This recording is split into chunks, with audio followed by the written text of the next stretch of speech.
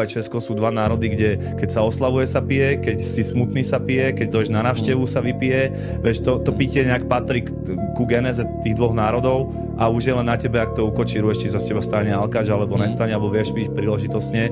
A tak ako je to proste niekto bisexuál alebo gej je v poriadku.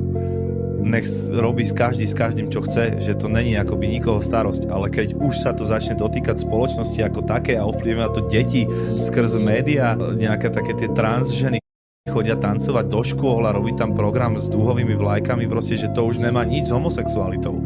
Že to sú normálne mentálne chorí, porušení ľudia, ktorí sa tvária, že to je OK, ale není. Mi na začiatku a teraz sú kamoši, ktorým stačí to, že idem do práce, mám každý mesiac na nejaké šeky a zostane mi niečo málo na to, aby som si sa nahulil a niekde vonku sedel a išiel na pivo. A potom si ty, ktorý máš vyššie ciele a proste rastieš. A tá priepas medzi vami je proste stále väčšia a väčšia. To není hanba tých ľudí odrezať. Má nejaký problém a on ti povie, že o tebe sa mudruje z tvojej pozície. Kokot, ja som bol s tebou tu.